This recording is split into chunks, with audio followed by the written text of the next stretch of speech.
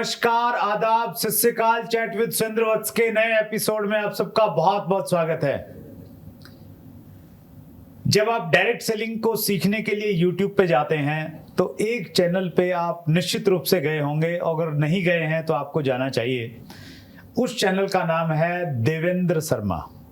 3 लाख से ज़्यादा सब्सक्राइबर हैं। डायरेक्ट सेलिंग की बेसिक एजुकेशन, हर वो एजुकेशन जो रिक्वायर्ड है वो आपको मिलेगी, चाहे लिस्ट कैसे बनाना है, इनविटेशन कैसे देना है, प्लान कैसे दिखाना है, क्वेश्चंस कैसे हैंडल करने हैं, फॉलोअप कैसे करना है, स्टार्ट, हर चीज़ वहाँ से बारीकी से मिलेगी।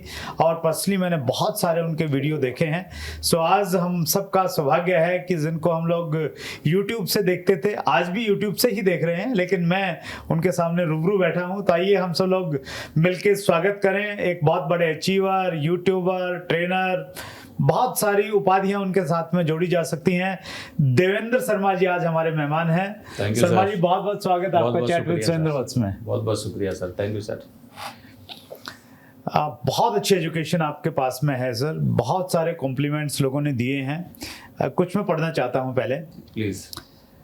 रवीश चंद्रा ने लिखा है, great leadership, role model, Mahaguru. Shailesh पौद्यार ने लिखा है, thank you so much sir, आपकी वीडियो से हमें बहुत सीखने को मिला है। जीवलाल गौतम लिखते हैं, excellent personality, welcome from Nepal. Budharam लिखते हैं, legend of network marketing.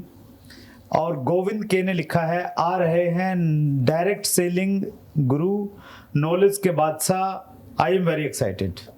Thank you sir. और मैं बहुत एक्साइटेड हूँ सर आपसे मिलके, बातचीत करके। बहुत ज़्यादा। बहुत जल्दी हमारी मुलाकात होने वाली थी, लेकिन आप हिंदुस्तान में रहते ही नहीं हो।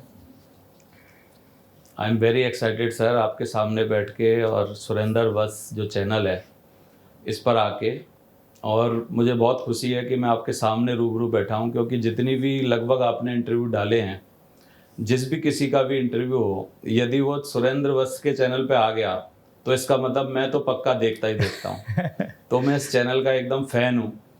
और जैसे बॉलीवुड में बहुत सारे लोग पिक्चर बनाते हैं इसलिए क्योंकि वो कॉमेडी विद कपिल पे आ जाएं, ऐसे बहुत सारे लोग सोचते हैं कि नेटवर्क मार्केटिंग में काम करते करते यार हम भी काम कर रहे हैं, तो इसका मतलब इस चैनल पे आना चाहिए। तो मैं बहुत सौभाग्यशाली हूँ सर जो आपके सामने बैठा हूँ, और आपके सामने बैठ के थोड़ा सा नर्वस भी फील कर रहा हूँ। बहुत सारे लोग मेरे को बोलते हैं कि गुरु हैं और ये बताएंगे, लेकिन मुझे लग रहा है मैं चाहता था ज़िंदगी में कि मैं नौकरी का इंटरव्यू दूँ, लेकिन भगवान ने ऐसा मौका नहीं दिया कि कभी नौकरी का इंटरव्यू दे पाऊँ। लेकिन डायरेक्ट आप ही के सामने इंटरव्यू दे रहा हूँ। ज़िंदगी का पहला इंटरव्यू है। आज तक कभी किसी नौकरी के इंटरव्यू में नहीं गया, लेकिन सीधा आप ही के इंटरव्यू में आ गया। Thank you sir. मैं बहुत, जब मैं यहाँ बैठता हूँ ना देवेंद्र जी सीट पे, मैं बिल्कुल एकदम स्टूडेंट की भूमिका में रहता हूँ, और उसी भूमिका में हूँ मैं। मानता आज है सर आपके सामने बैठा हूँ, और आपने ना जो रियल कंटेंट आपने दिया है डायरेक्ट सेलिंग के लिए, वो आपने एक प्रकार से सेवा की है इंडस्ट्री की। और जिन व्यूअर्स ने देवेंद्र शर्मा चैनल को नहीं देखा है, तो मेरी पर्सनल आपसे मैं क्या कहूँगा कि ये आपसे निर्देश तो नहीं कह सकता मैं, लेकिन एक रिकमेंडेशन है, आप जरूर देखिए। आपको बहुत प्रैक्टिकल एजुकेशन मिलने वाली है। देवेंद्र शर्मा जी बहुत प्रैक्टिकल तरीके से बताते हैं। सो आपकी ज़िंदगी का अब तक का सफ़र, आप सफ़र बताइए, सबक हम उससे ले लेंगे सर। सर मैं बिल्कुल एक गरीब परिवार में पैदा हुआ, आगरा में। और मैं इसके लिए बोलता भी हूँ कि एक गरीब ब्राह्मण परिवार में पैदा हुआ था। और ब्राह्मण के बारे में ऐसे बोला भी जाता है, मेरी बहुत सारी ट्रेनिंग में मैंने बोला है कि जब भी गरीब ढूंढना हो तो कोई भी स्टोरी राइटर ना ब्राह्मण ढूंढ के लेके आ जाएगा। सही है। और अमीर ढूंढना होगा तो साहूकार, बनिया, जमींदार, सेठ जी। लेकिन गरीब ढूंढना होगा तो कॉम्प्लीमेंट्री में ब्राह्मण लाएगा नीचे। एक गरीब ब्राह्मण था। तो इन 18 सालों के सफर में ये एक गरीब ब्राह्मण का सफर एक रईस ब्राह्मण तक पहुंच गया। Thank you very much. Wonderful. नहीं, इसको थोड़ा और डिटेल में हम लोग जानना चाहते हैं। एक्चुअली मेरा अपना मानना है, शायद गांधी जी ने भी कहीं एक बार लिखा था, उनसे पूछा किसी ने कि हम आपसे कुछ सीखना चाहते हैं, तो उन्होंने कहा कि आप मेरी जीवनी को पढ़ लीजिए, उससे बहुत कुछ सीखने को मिलेगा।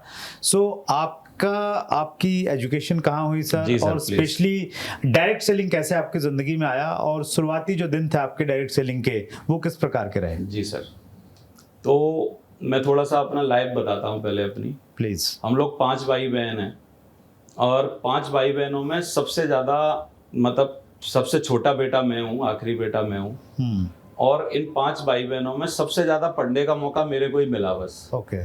4 भाई बहन हमारे पढ़ नहीं पाए, और मेरे नाम पे 3 रिकॉर्ड हैं। नंबर 1 पूरे खानदान में पहला हाई स्कूल पास करने वाला, जो कि अच्छा। मैंने फर्स्ट डिवीजन पास की। फिर नंबर 2 कि 10,000 रुपये कभी किसी ने इकट्ठे नहीं कमाए महीने के, वो अच्छा। मैंने रिकॉर्ड तोड़ा। और नंबर 3 कि बैंक में खाता मेरे से पहले कभी किसी का खोला ही नहीं गया। अरे वाह। पूरे खानदान में। तो एक ऐसा बैकग्राउंड था। और बचपन से माँ ने हमको एक ऐसे गांव में, जो कि मतलब जहाँ पर धनाढ्य परिवार रहते थे, हमारे ही ब्राह्मणों का एक पूरा गांव है आगरा में, तो उस गांव में हमारी माँ ने ये संभाल के हमको पाला, समझा के पाला कि दूसरे बच्चों की गलत सोबत से बच के रहना, क्योंकि दूसरे बच्चों की गलत सोबत में मैं ना चला जाऊं, इसलिए उन्होंने हमेशा ये परवरिश दी कि उन बच्चों के साथ नहीं खेलना, उन बच्चों के साथ क्यों गए, उन बच्चों के साथ दिखने नहीं चाहिए।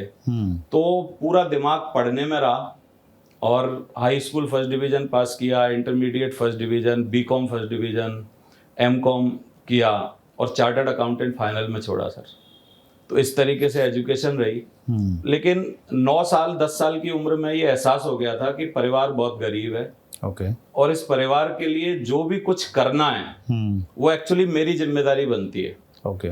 मुझे ये प्राउड है कि छोटी उम्र में बोलते हैं कि गरीब बच्चों का ना बचपन नहीं होता एक्चुअली, और गरीबों के बच्चे बचपन में ही जवान हो जाते हैं। Very true. तो वो मेरे साथ हुआ, और 10 साल की उम्र में ये एहसास हो गया कि इस परिवार के लिए जो कुछ भी करना है वो मेरे को करना होगा, क्योंकि पढ़ाई मेरे पास ज़्यादा है। और मैं चाहता था कि एक सरकारी नौकरी लगे। माँ मेरी हमेशा सुबह शाम मेरे को बोलती थी कि हमारी ज़िंदगी तो तब बदलेगी जब तू 10-20 हज़ार की सरकारी नौकरी करेगा। लेकिन वो सरकारी नौकरी के ख्वाब देख देख के पढ़ाई की। लेकिन जब मैं नौकरी के लिए थोड़ा सा फॉर्म वगैरह भरने लगा, तब रियलाइज हुआ कि एक गलती और हो रखी है बचपन से, जनरल कैटेगरी में पैदा होना, ब्राह्मण परिवार में पैदा होना। तो 2-3 बार मैंने प्रयास किए, सरकारी नौकरी लगी नहीं, और परिवार के हालात इस तरीके के नहीं थे कि मैं बहुत ज्यादा इंतजार कर सकता था।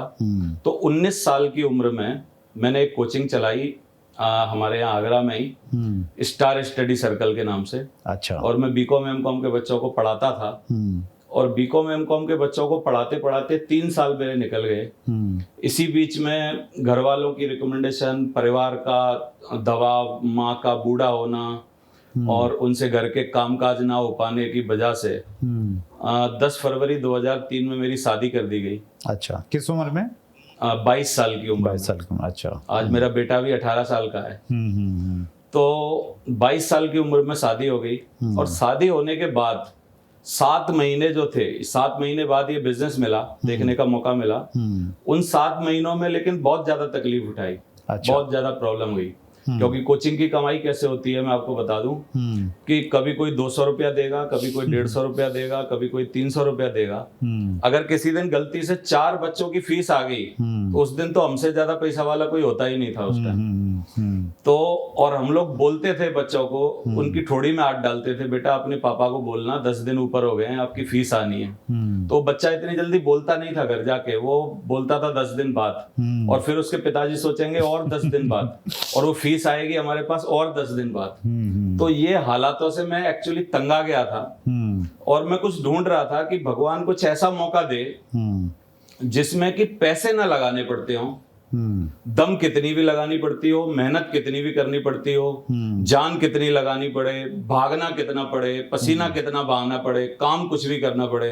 और आई वॉज वेरी टैलेंटेड कि मैं पढ़ाई में मैं सोचता था आसपास के इलाकों में जितने लोग कोचिंग पढ़ाते थे उनकी कोचिंगों को भी मैंने बंद करवा दिया था। अच्छा। इस तरीके से मैं पढ़ाता था। और मैं जब एमकॉम बीकॉम के क्वेश्चन आंसर निकालता था तो मैं मतलब क्या है ना, कॉपी किताब बंद करके उसको भेज देता था कि ले जा, अगर आंसर ना मिले तो कल से ये शटर बंद कर दूंगा। इस तरीके का मेरा कॉन्फिडेंस रहता था। तो आई वॉज वेरी ब्रिलियंट। मुझे लगता था कि यार मैं क्या कर रहा हूँ। और 28 सितंबर 2003 संडे के दिन मेरी किस्मत जागी और मुझे मौका मिला नेटवर्क मार्केटिंग इंडस्ट्री में दाखिल होने का। और मैंने उस दिन कुछ नहीं सोचा, बस मुझे बैठे बैठे ये लग गया था कि ये प्लान मेरे लिए है। और बस मैंने अपनी बिलीव के लिए ये पूछा था कि यार ये ऐसे जो बता रहे हो, क्या इससे वास्तव में पैसे आते हैं? तो मेरे एक सीनियर ने मुझे पासबुक दिखाई, अच्छा, बैंक की पासबुक दिखाई, एसबीआई बैंक की, और उसमें खाते में पैसे आ रहे थे। मैंने कहा फिर मेरा फॉर्म भरो भाई, अभी मैंने कहा ये काम मैं करूंगा किसी भी कीमत पे।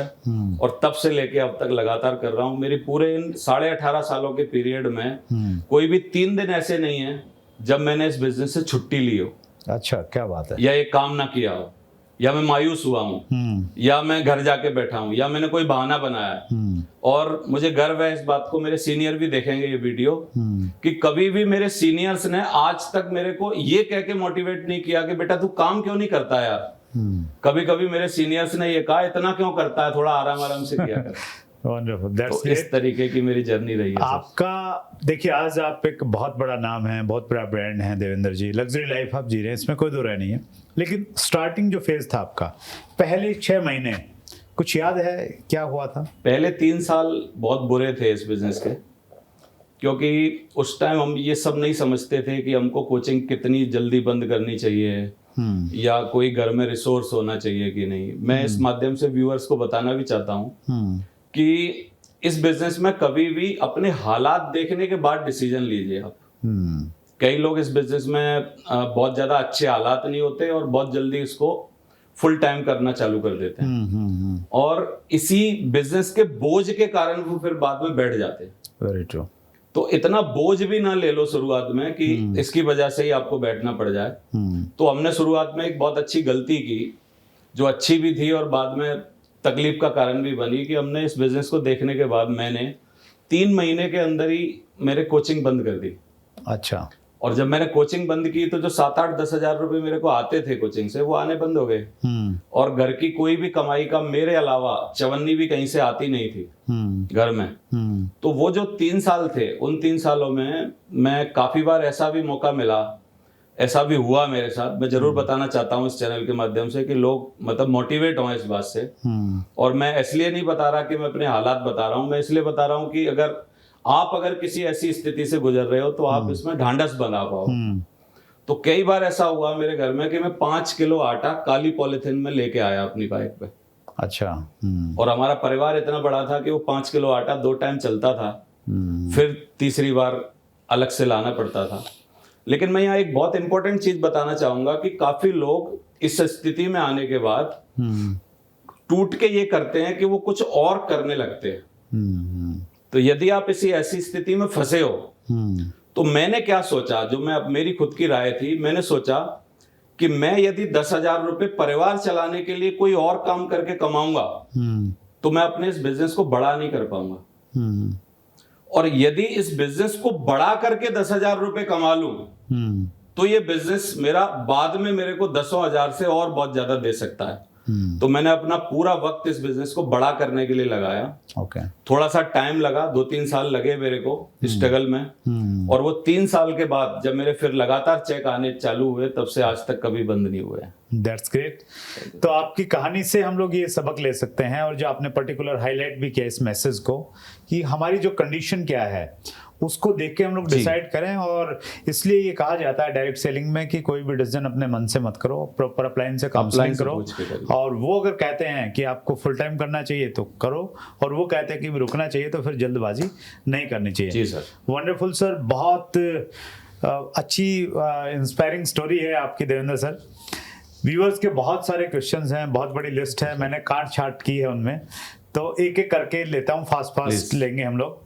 सबसे पहला क्वेश्चन है पवन गौरी का, डायरेक्ट सेलिंग में ट्रेनिंग की भूमिका क्या है, और ट्रेनिंग में मोटिवेशन के अलावा क्या चीज़ें होनी चाहिए जिससे हर डायरेक्ट सेलर इस इंडस्ट्री के प्रति एजुकेट तरीके से काम कर सके। पवन जी का, पवन गौरी जी। पवन गौरी जी, मैं आपको ये बताना चाहता हूँ और भी व्यूअर्स को ये बताना चाहता हूँ कि बड़ा इंपॉर्टेंट और अच्छा क्वेश्चन आपने उठाया है। मेरे को ऐसा लगता है कि ये बिजनेस एक्चुअली एक कॉन्सेप्ट पे बेस्ड है, सीखो, सिखाओ और कमाओ। वाह। सीखो, सिखाओ और कमाओ। तो एक्चुअली सीखो इसका फर्स्ट स्टेप है। तो ट्रेनिंग की भूमिका इस बिजनेस में बहुत ज्यादा है। और हमारे यहाँ तो एक डायलॉग है, मैं तो खास बोलता हूँ स्टेज से हमेशा, कि नो ट्रेनिंग नो सक्सेस।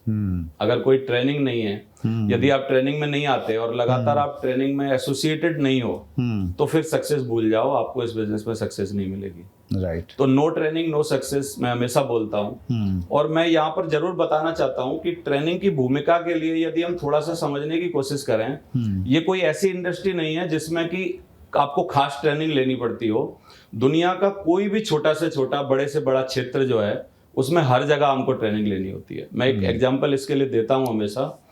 यदि एक हेयर ड्रेसर की दुकान पे हमारा कोई भी बंदा जाके थोड़ा सा काम सीखना चाहे, इवन उसको 20 रुपए में सेब बनती है वो बनाना सीखना हो, तो मेरे को ऐसा लगता है उसको 6-8 महीने तक उस तरह नहीं पकड़ने दिया जाएगा। पहले उससे जमीन के बाल साफ करवाए जाएंगे पड़े हुए, फिर उससे धीरे धीरे उसको और ऊपर लाया जाएगा, जब उसको उस तरह पकड़ाया जाएगा। क्योंकि पहले दिन यदि उस तरह पकड़ा दिया जाए तो हो सकता है वो किसी का गाल या गर्दन काट दे, क्योंकि उसके पास ट्रेनिंग नहीं है। सेम वे में यदि कोई गर्ल जाए और वो ब्यूटी पार्लर का काम सीखना चाहती हो, तो क्या पहले दिन उसको आईब्रो बनाने दी जाएगी किसी लड़की की या औरत की?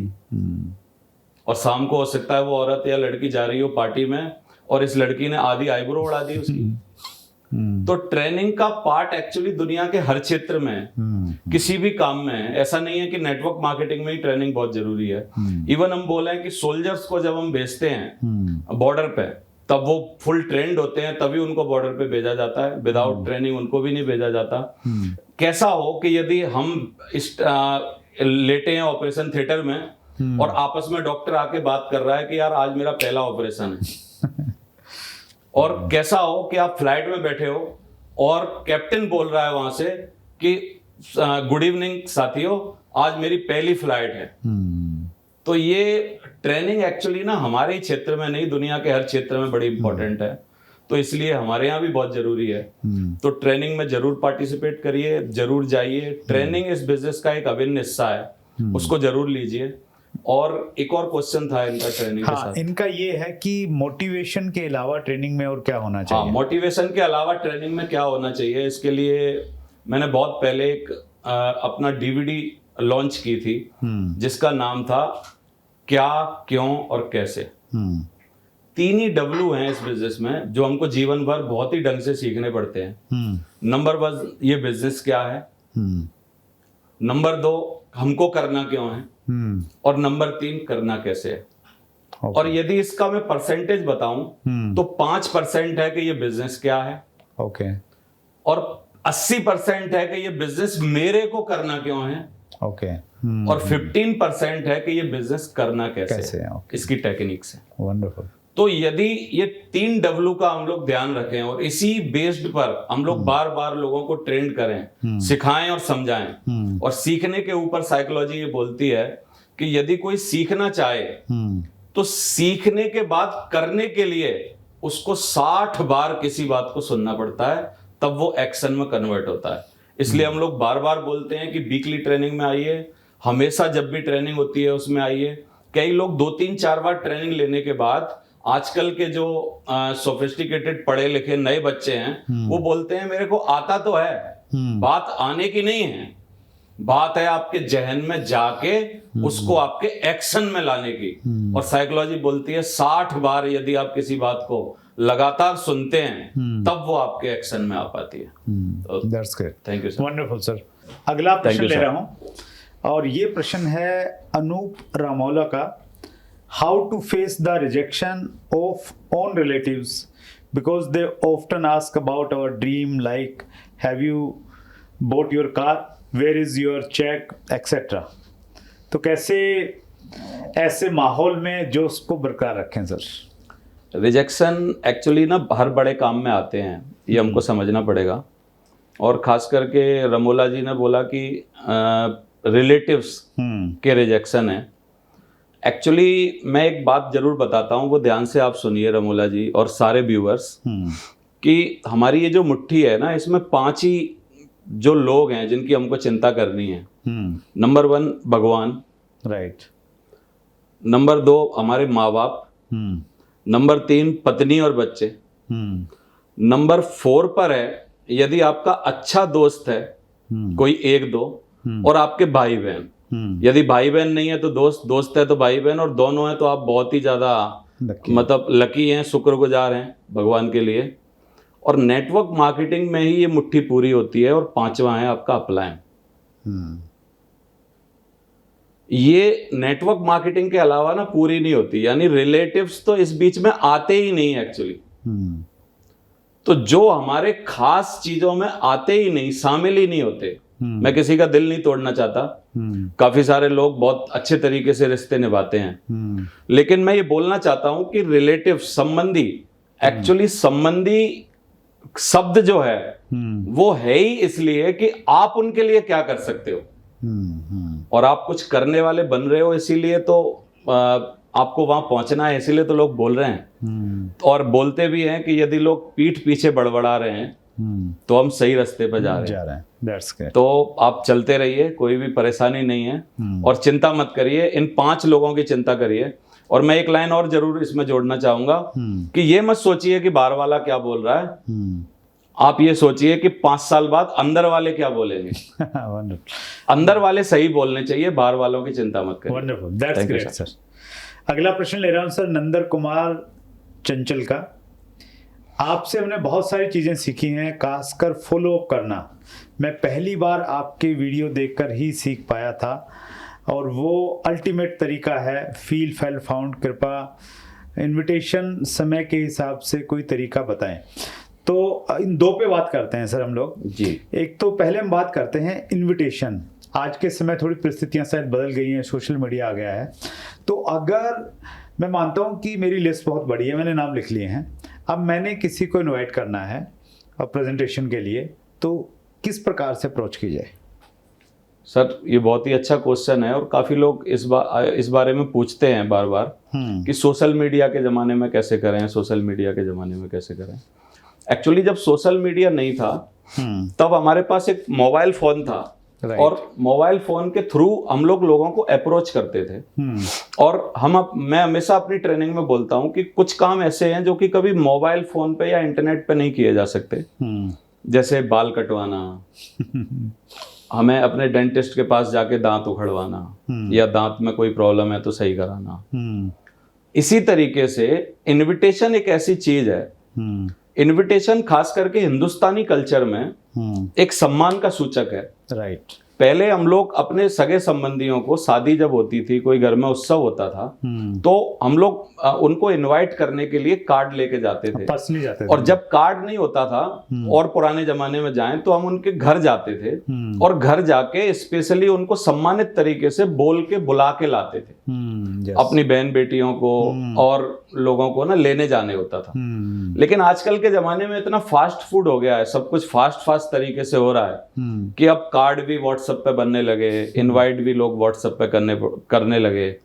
तो ये सब कुछ जो है, अगर हम सोशल मीडिया के हिसाब से ही देखेंगे तो एक्चुअली होगा नहीं। लेकिन मैं सहमत हूं इस बात के लिए कि आप अप्रोच कर सकते हैं सोशल मीडिया के थ्रू, लेकिन फिजिकली आपको जाके इनवाइट करना, प्रॉपर वे में थोड़ा उनके साथ बैठना, क्या किस वजह से आपकी कंसर्न क्या है, किस वजह से आप आए हैं, क्या कारण है, उस वजह से उनको बुला के लाना, मेरे को लगता है ज़्यादा अच्छे तरीके से कोई आ सकता है। और ये फॉर्मेलिटी है, आजकल तो बोला जाता है 3 दिन पहले व्हाट्सअप कर दिया जाता है कि हमारे यहाँ शादी है, आप आ जाना। अब आप देखो कि 3 दिन में उसकी पैकिंग होगी नहीं, उसका रिजर्वेशन होगा नहीं, उसको एक्चुअली आप बुलाना ही नहीं चाहते थे, आपने तो सिर्फ उसको व्हाट्सअप कर दिया क्योंकि आपकी लिस्ट कम थी, 50 लोगों को बुलाना था, और 200 लोगों को व्हाट्सअप किया, और जो बाद वाली लिस्ट थी उसको व्हाट्सअप तभी किया क्योंकि उनको बुलाना ही नहीं था, एक्चुअली उनके आने का समय ही नहीं दिया। सही समय अगर क्या होता था, पहले महीना सवा महीना पहले अपनी बहन या बेटी को बुलाने जाना होता था जब आपके घर में कोई कार्यक्रम होता था। तो इनविटेशन एक खास करके हिंदुस्तानी परिवेश में एक सम्मान का सूचक है। इनवाइट करना एक कलाकारी है, एक अदा है। और इनवाइट करने में आधा काम तो आपका फिजिकल मिलने से ही हो जाता है। तो आप फिजिकल मिलिए, आज के समय को मत सोचिए, थोड़ा सा जाइए। ये संबंध बनाने का बिजनेस है, रिलेशन नेटवर्क मार्केटिंग है, ये रेफरल मार्केटिंग है। एक्चुअली ये अगर सिर्फ ऑनलाइन ही सब कुछ हो जाता तो फिर नहीं हो ऑनलाइन नहीं हो पाएगा। और अगर आप ये कॉपी कर रहे हैं कि विदेशों में कैसे हो रहा है, तो मैं करीब 22-25 कंट्रियों में जा चुका। मैंने तो हिंदुस्तान की तरह एटीएम पे कहीं भी गार्ड नहीं देखा विदेश में। हिंदुस्तान में एटीएम में गार्ड क्यों होता है? हिंदुस्तान में कुछ अलग है ना, इसलिए एटीएम में गार्ड होता है। बाहर तो कहीं गार्ड नहीं होता किसी भी। आज तक मैंने किसी एटीएम में गार्ड नहीं देखा। आजकल तो एटीएम ही नहीं होते। अभी हिंदुस्तान में तो हैं, लेकिन यहाँ गार्ड के साथ हैं, क्योंकि हमें डर है कि कहीं एटीएम में आके कुछ उपद्रव ना हो, जिसके लिए हमको गार्ड रखने पड़ते हैं। तो हमको अपना देश देखना होगा, इस देश की भावनाएं देखनी होंगी, देश का कल्चर देखना होगा किस तरीके का है, और उसी अकॉर्डिंग हमको काम करना पड़ेगा। तो आप अप्रोच करिए सोशल मीडिया के थ्रू, बढ़िया है, लेकिन आप फिजिकल इन्वाइट करेंगे तो मेरे को लगता है ज्यादा ला पाएंगे। That's great, thank you sir. Invitation मान लेते हमने कर लिया सर, फिजिकल हमने उसको इनवाइट किया, मीटिंग में बुला लिया, प्रेजेंटेशन हो गया। प्रेजेंटेशन के बाद में बारी आती है फॉलोअप की। तो फॉलोअप का सही तरीका क्या है? फॉलोअप मैं जरूर बताना चाहूंगा सर कि फॉलोअप के जिस वीडियो की सर बात कर रहे थे, ये फॉलोअप का वीडियो एक्चुअली लगभग 2 मिलियन होने वाला है। 20 लाख बार देखा जा चुका है एक ही वीडियो मेरे चैनल पे। और अभी थोड़े दिन पहले मैंने देखा था करीब 17 लाख उसका नंबर आ रहा था। अभी और भी कुछ बढ़ गए होंगे। तो ये जो फॉलोअप का तरीका है, अगर आप बार बार सुनना चाहते हैं तो वहां से जाके सुन सकते हैं। और इन्होंने बहुत अच्छा बताया कि फील फेल फाउंड, एक F3 हम लोग फार्मूला बताते हैं कि सबसे पहले जब भी आप किसी को समझाने बैठे हैं, इवन फॉलोअप ही नहीं, घर में भी अपने बच्चे को समझा रहे हैं या अपनी पत्नी को समझा रहे हैं या किसी को भी समझा रहे हैं, तो ये फार्मूला बड़ा काम का है कि आप सबसे पहले समझाने से पहले सबसे पहले उसको ये बोलिए, फील करिए कि आप बिल्कुल सही कह रहे हैं। ये क्वेश्चन आपके मुंह पर, ये क्वेश्चन आपके मुंह पे चिपका रहना चाहिए। यदि उसने बोला मेरे पास समय नहीं है, आप बोलिए आप बिल्कुल सही कह रहे हैं। और उसने बोला मेरे पास वक्त नहीं है, आप बोलिए आप बिल्कुल सही कह रहे हैं। आप बिल्कुल सही कह रहे हैं एक ऐसा क्वेश्चन है, एक ऐसा बात है जिससे कि वो ये रियलाइज करता है कि यार बंदा मेरी बात को कुछ अहमियत दे रहा है या मेरी बात को कुछ वजन दे रहा है, समझ रहा है मेरी बात को। फेल्ट का मतलब है, फिर उनको बताइए कि सर मैं भी आप ही की तरह सोचता था जब तक कि मेरे को ये पता नहीं था। और फिर फाउंड करिए, तीसरी बात पे पहुंचिए कि जब तक कि मेरे को ये पता नहीं था कि ऐसा ऐसा होता है, तब तक भी मैं ऐसे सोचता था। तो सबसे पहले फील, फिर फेल्ट कि मैं ऐसे सोचता था, और फिर फाउंड कि सर मैंने तब जाना कि तब बात ये नहीं है, एक्चुअली बात ऐसे है। यदि आप इस तरीके से समझाते हैं, ये अप्रोच होती है, F3 फार्मूले के अकॉर्डिंग अप्रोच होती है, तो हर क्वेश्चन का अच्छे तरीके से उनको आंसर दिया जा सकता है। तो फील फेल फाउंड बहुत इफेक्टिव टेक्निक है। That's great, wonderful sir. अगला प्रश्न ले रहा हूं सर मैं, वो है प्रमोद कुमार जी का। जो व्यक्ति डायरेक्ट सेलिंग इंडस्ट्री में छोटे लेवल पर कंपनी बदलता है तो कोई बात नहीं, लेकिन टॉप लेवल पर जो लोग पहुंचकर कंपनी बदलते हैं उससे टीम में गलत प्रभाव पड़ता है। क्या उसके ऊपर कोई लॉ बनना चाहिए, और अपनी टीम को ऐसे लोगों से कैसे बचाएं? आपके साथ भी ऐसा हुआ होगा सर? काफ़ी लोग जाते हैं सर।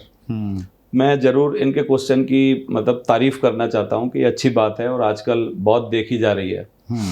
तो मैं सबसे पहले ये बताना चाहता हूं इनको कि ये जो क्वेश्चन है आपका वो वाजिब है, बहुत ही अच्छा है। राइट। और भगवान करे कि इस पे लॉ बने। लेकिन मेरे को ऐसा फील होता है, मेरे को ऐसा लगता है कि ये जो खुद की मर्जी का काम है एक्चुअली, इसमें हम किसी को मजबूर नहीं कर सकते। लेकिन बड़े लेवल पर कोई ना जाए या छोटे लेवल पर कोई ना जाए, उसके पीछे मेरे को सिर्फ एक छोटी सी भावना लगती है कि जल्दी से सफल होने की चाह आदमी को इधर से उधर कूद लगवाती है एक्चुअली। राइट। मेरे को इस बारे में ऐसा भी लगता है कि एक बहुत ही अच्छी बात है, मैंने पढ़ी थी see you at the top, Zig Ziglar की एक किताब है। और वो जिग जिगलर साहब बोलते हैं एक जगह पर, बहुत ही अच्छी बात है जो मेरे जहन में गई हुई है।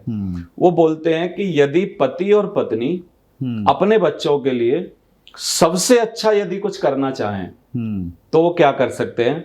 तो जिग जिगलर साहब बताते हैं कि वो ये कर सकते हैं कि पत्नी पति को प्रेम करे और पति पत्नी को प्रेम करे। क्यों करे? क्योंकि इस प्रेम के कारण उनमें डिवोर्स ना हो और जिससे बाद में बच्चे सफर ना करें। तो ये जो भावना है हमारे बिजनेस में, कंपनी और एक बड़े लीडर या छोटा लीडर जो भी आप समझ रहे हैं, उन दोनों के बीच का एक सामंजस्य है। ये किस तरीके से है? पति पत्नी की तरह है, मेरे को ऐसे लगता है। हम लोग ऐसे कंपनी को पत्नी नहीं बोल रहे, एक संज्ञा दे रहे हैं, एक तरीका बता रहे हैं। तो मैंने तो ऐसे समझा है, पिछले 18.5 साल से मैं एक कंपनी में हूं, क्योंकि हम लोग हिंदुस्तानी हैं। हिंदुस्तान में डिवोर्स नहीं होते, आजकल थोड़े बहुत होते हैं। और हम लोग उस कल्चर से हैं जब हमारे दादा ने, पिताजी ने 60-60 साल अपनी शादी चलाई। तो हम लोग बहुत ही मतलब मजबूत नींव से निकल के आए हैं। तो 18.5 साल से मैं एक कंपनी के साथ लगातार काम कर रहा हूं। यही मेरा प्राउड है, यही गर्व है। और मैं ऐसे मानता हूं, मैं हमेशा बोलता हूं कि पति पत्नी का संबंध है ये। जब तक पत्नी है तब तक शादी है, जब तक पति है तब तक शादी है, और ये टूटेगी तभी जब इनमें से कोई एक नहीं रहेगा। यदि आपकी कंपनी किसी कारण रही नहीं है तो आप फिर कहीं भी जा सकते हैं, यदि दूसरी शादी अलाउड है आपको। राइट। लेकिन यदि आपकी कंपनी है और कुछ लोग अभी भी वहां पर सफल हो रहे हैं और काम कर रहे हैं, और फिर भी आप लालच के कारण यदि कहीं और जा रहे हैं, इसका मतलब आप जिग जिगलर साहब की बात को मान नहीं रहे, आपके बच्चे परेशान होंगे, यानी टीम परेशान होगी। क्योंकि जिग जिगलर ने बोला है कि बच्चे के लिए यदि पति पत्नी कुछ करना चाहें तो बड़ा इंपॉर्टेंट है कि वो अपनी पत्नी को प्रेम करे और पति अपनी पत्नी को प्रेम करे और पत्नी अपने पति को प्रेम करे, संभाले उसको, क्योंकि बच्चों का बुरा ना हो। तो इसलिए हमको टीम का सोचना चाहिए। That's great. और डायरेक्ट सेलिंग तो सर ये पेशेंस का ही बिजनेस है। अगर कंपनी सही है तो फिर रिजल्ट अगर नहीं भी है अच्छे तो पेशेंस के साथ में काम। दूसरा मैं जरूर बोलना चाहूंगा कि ये कूद लगाने का बिजनेस नहीं है एक्चुअली। ये बहुत बड़ी टीम और एक बहुत ह्यूज नेटवर्क बनाने का बिजनेस है। और यदि आप में कलाकारी है तो आप टीम यहीं बना लेंगे जहां पर हैं, और यदि आपके अंदर ये कलाकारी ही नहीं है तो आप कितनी भी कूद लगा लीजिए, आप टीम वहां भी नहीं बना पाएंगे। That's great, wonderful sir. अंतिम प्रश्न ले रहा हूं शक्ति सिंह जी का। ये बोलते हैं देवेंद्र सर, आपको डायरेक्ट सेलिंग का कौटिल्य कहा जाता है। Thank you sir. वह आपको कुल गुरु माना जाता है डायरेक्ट सेलिंग का। आप एक लग्जरी लाइफ जीते हैं, बहुत सारी लग्जरी कारें आपके पास में हैं, लेकिन एक डायरेक्ट सेलर का सपना होता है कि वो भी एक कार खरीदे। तो किस प्रकार वो इस मुकाम पे पहुंच सकता है? बहुत ही अच्छी बात है, और सपने जरूर होने चाहिए, क्योंकि बिना सपने के आदमी जानवर के समान जिंदगी जीता है। सपने होना बहुत ही ज़रूरी है। तो मैं इनको ज़रूर ये बताना चाहूँगा कि सपने long term, actually luxury car जो है वो लॉन्ग टर्म ड्रीम है। और ड्रीम्स को हम लोग जो डिफाइन करते हैं या गोल्स को डिफाइन करते हैं वो 3 तरीके से करते हैं, SML, short term, medium term और लॉन्ग टर्म। राइट। तो लग्जरी कार या घर बनाना एक लॉन्ग टर्म ड्रीम है। तो यदि आप पहले शॉर्ट टर्म ड्रीम और मीडियम टर्म के ड्रीम या गोल आप पहले पूरे कर लेते हैं, देन आप लॉन्ग टर्म ड्रीम पे जाइए, यानी लग्जरी कार पे जाइए। शुरुआत में इस बिजनेस में आने के बाद यदि आप सोचते हैं कि मैं 6 महीने में, 8 महीने में या 1 ही साल में इस बिजनेस में लग्जरी कार तक पहुंच जाऊंगा, तो ये एक्चुअली आपका लालच है, प्रॉपर वे नहीं है। ये आपको कहीं ना कहीं डिमोटिवेट करेगा, प्रॉपर वे नहीं है एक्चुअली ये। मैं अगर अपनी बात बोलूं, मैं अपनी लाइफ के बारे में बताऊं, तो मैंने पहले अपने लिए एक छोटा सा घर खरीदा। किस लिए? क्योंकि मेरे को कार खड़ी करनी थी, क्योंकि मैं ऐसी जगह पे नहीं रहता था जहां पे कार अंदर जा पाए। फिर कार खड़ी करने के लिए फिर मैंने कार खरीदी, लोगन ली और होंडा सिटी ली, और मैं अपने जीवन में इस बिजनेस को करने के 11वें साल में जाके पहली लग्जरी कार खरीद पाया। तो यदि आप में 5 या 10 साल रुकने का पेशेंस है इस बिजनेस में, और आप शॉर्ट टर्म और मीडियम टर्म सारे ड्रीम्स पूरे करके आए हो, देन आप लॉन्ग टर्म ड्रीम पे जाइए, और भगवान करे आप लॉन्ग टर्म ड्रीम पे जाएं और 10-10 लग्जरी कारें खरीदें इस बिजनेस। That's great. मैं इसमें कुछ ऐड करना चाहता हूं देवेंद्र सर। Please sir. एक वर्ड आता है माइक्रो गोल्स। माइक्रो गोल्स मतलब बहुत छोटे छोटे गोल्स। बहुत छोटे गोल मतलब 1 दिन का गोल, एक महीने का गोल, तो उन गोल्स को अगर हम पूरा करेंगे तो ऑटोमेटिकली जो आपने बताया शॉर्ट टर्म, मिड टर्म और लॉन्ग टर्म गोल अपने आप पूरे हो जाएंगे। सो आप ये कहना चाह रहे हैं कि लग्जरी गाड़ी आएगी, लेकिन उससे पहले हम लोग छोटी गाड़ी का ड्रीम लें, ऐसी गाड़ी लें जिसको फील्ड में दौड़ा सकें, तो वो दौड़ेगी तो फिर बड़ी गाड़ी अपने आप आ जाएगी। आपके पास में बहुत प्रैक्टिकल नॉलेज है Devendra sir. Thank you sir. और आप ऑलरेडी अपने चैनल के माध्यम से तो सेवा कर रहे हैं, लेकिन आज आप इस प्लेटफॉर्म पे आके आपने एक अलग तरीके की सेवा की, और हमारा प्रयास यही है सर, इसको जब हमने स्टार्ट किया चैनल को, तो ये सोच के किया था कि डायरेक्ट सेलिंग इंडस्ट्री के जो दिग्गज लोग हैं वो आप अपनी कंपनी में तो लोगों को अपना ज्ञान दे रहे हैं, लेकिन वो इंडस्ट्री के दूसरी कंपनियों के पास वो ज्ञान नहीं आ रहा है। तो हम एक ऐसा प्लेटफॉर्म क्रिएट करें कि सभी लर्नर्स यहाँ पे आए और सबसे सीखें। ये नहीं सोचे कि कौन किस कंपनी में काम कर रहा है, उसके प्रोडक्ट क्या है, उसका प्लान क्या है, उसका पे आउट क्या है, बस सीखने पे फोकस करें। और आपने बहुत सारी नॉलेज हमें दी।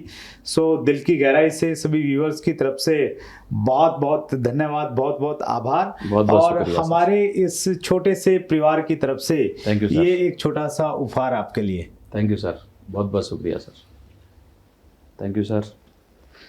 Thank you so much. ये थे देवेंद्र शर्मा जी। अगर आपने देवेंद्र शर्मा जी के चैनल को अगर अब तक नहीं देखा है, सब्सक्राइब नहीं करना, तो जरूर करना चाहिए। डिस्क्रिप्शन में भी हम लोग लिंक डालेंगे, उसके माध्यम से भी आप देवेंद्र शर्मा जी के चैनल्स पे जाके उनकी प्रैक्टिकल एजुकेशन वहाँ पे आप ले सकते हैं।